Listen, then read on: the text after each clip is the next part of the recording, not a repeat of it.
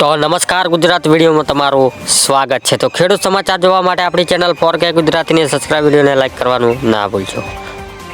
ખેડૂત માટે નવી યોજના એટલે કે દેશના ખેડૂત માટે સારા સમાચાર આવ્યા છે કે ખેડૂતની આવક બમણી કરવા માટે સરકાર થ્રેસિંગ મશીન પર 2,50,000 રૂપિયા સબસિડી આપી રહી છે ને કેન્દ્ર આ માટે ઘણા પગલાં લીધા છે ને આ માટે કેન્દ્ર ખેડૂત માટે કૃષિ યાત્રાકરણ યોજના નામની યોજના શરૂ કરવામાં આવી છે। રાજ્યમાં લગભગ 80% ખેડૂત નાના અને સીમાંત જમીન ધારકો સ્વાભાવિક છે તેની આવક પણ ઘણી ઓછી છે અને આવા ખેડૂત માટે મદદ કરવા માટે આ યોજના શરૂ કરવામાં આવી છે અને આ યોજના નાના અને સીમાંત ખેડૂતો મહિલાઓ ખેડૂતને અનુસૂચિત જાતિ અને જનજાતિ માટે સબસિડી આપવામાં આવે છે। મિત્રો ગુજરાતમાં કમોસમી વરસાદને ખેડૂતની ચિંતા વધી ગઈ છે એટલે કે મિત્રો દ્વારકામાં આજે સાંજે વરસાદ પડ્યો છે અને સાથે બનાસકાંઠા ડીસામાં વહેલી સવારેથી જ વાદળછાયું વાતાવરણ જોવા મળી રહ્યું છે। આ વાતાવરણ ખેડૂતની ચિંતા વધારી છે અને આમ રાજ્યમાં આજે અમુક વિસ્તારોમાં ગરમીનો અનુભવ થયો છે અને તો બીજી તરફ વાતાવરણ પલટાતા વરસાદ પડ્યો છે। ઠંડીની ધીમી ગતિએ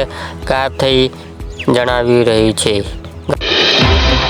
બીજા સમાચારની વાત કરવામાં આવે તો કેન્દ્ર સરકાર આપશે સારા સમાચાર એટલે કે પેટ્રોલ અને ડીઝલના ભાવના ઘટાડો થવાની સંભાવના છે અને ઇસ્તોનું કહેવું છે કે જ્યારે આંતરરાષ્ટ્રીય કિંમતો ઘટી રહી છે અને ચૂંટણી નજીક આવી રહી છે ત્યારના કેન્દ્ર આ અંગે નિર્ણય લઈ શકે છે। સરકાર દ્વારા આવતા મહિના રજૂ થનાર વચગાળાના બજેટમાં જાહેરાત થઈ શકે છે। મિત્રો એવું કહેવામાં આવ્યું છે કે પેટ્રોલ અને ડીઝલના ભાવના 5 થી 10 રૂપિયા પ્રતિ લીટર વચ્ચે ઘટાડો થઈ શકે છે। ભારતમાં 2023નો આના ભાવનો છેલ્લો ઘટાડો થયો હતો। મિત્રો બીજા મોટા સમાચારની વાત કરવામાં આવે તો સોનાના સિક્કા નામે છેતરપિંડી એટલે કે કોઈ તમને સસ્તા ભાવે સોનાના સિક્કા આપે તો છેતરાતા નહીં। આવો એક કિસ્સો સુરત સામે આવ્યો છે અને સુરતમાં મહિલાઓને સહિત 3 લોકોને એક વૃદ્ધા મહિલાઓ પાસેથી 21.51 લાખ પડ્યા છે।